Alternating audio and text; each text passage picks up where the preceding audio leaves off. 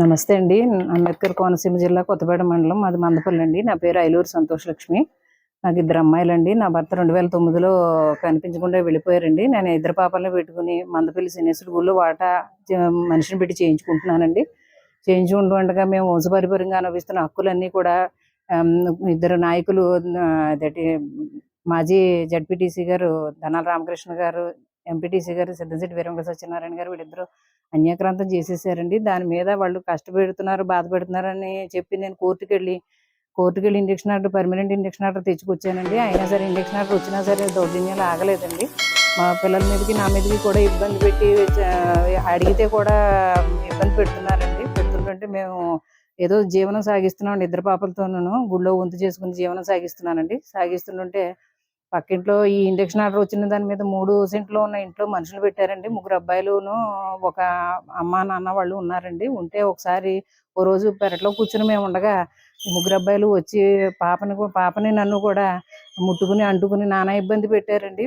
పాపను కూడా ముట్టుకోకూడని చోట ముట్టుకుని నన్ను చీరబెట్టి లాగేసి నానా ఇబ్బందులకి గురి చేసేసారండి. మేము పరిగెట్టుకుంటూ వెళ్ళి పోలీస్ స్టేషన్కి వెళ్ళి కంప్లైంట్ ఇస్తామంటే కంప్లైంట్ తీసుకోలేదండి.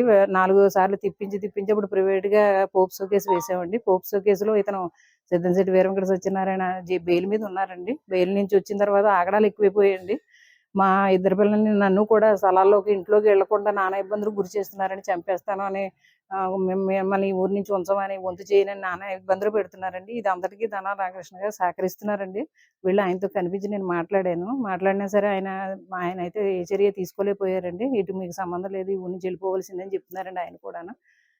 వీళ్ళ ఇద్దరు యొక్క ఇబ్బందుల నుంచి, మా యొక్క సమస్య కొంచెం నుంచి మా ఇద్దరు బిడ్డల్ని నన్ను కాపాడి రక్షించవలసిందిగా సీఎం చంద్రబాబు నాయుడు గారికి, డిప్యూటీ సీఎం పవన్ కళ్యాణ్ గారికి, నారా లోకేష్ గారికి నేను విన్నవించుకుంటున్నానండి. దయచేసి మీరు ఈ సమస్యని విచారించి మా ఇద్దరు బిడ్డలకి నాకు తగిన న్యాయం చేస్తారని కోరుకుంటున్నానండి. నమస్కారం అండి.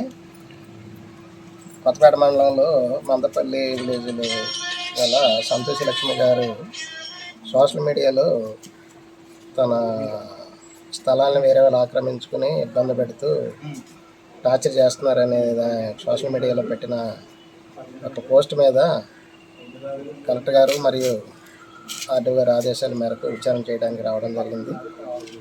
ఆవిడ విచారణ చేసి మాట్లాడడం జరిగింది. ఆవిడకున్న సమస్యని తెలుసుకోవడం, ఆవిడ ఇచ్చిన డాక్యుమెంట్స్, పేపర్స్ అన్నీ తీసుకోవడం జరిగింది. గవర్నమెంట్ రికార్డు కూడా పరిశీలించి తదనుగుణంగా ఏంటనేది విచారణ చేసి రిపోర్టు నేను ఆర్డర్ గారికి సబ్మిట్ చేయడం జరుగుతుందని తెలియజేస్తున్నాను. పేట ప్రాజెక్ట్ నుంచి సిడిపిఓగా పనిచేస్తున్నానండి. నిన్న సోషల్ మీడియాలో వచ్చినటువంటి వాయిస్ రికార్డర్లో సంతోష లక్ష్మి గారు ఆమెకున్నటువంటి ఇబ్బందుల గురించి సోషల్ మీడియాలో రావటం జరిగింది.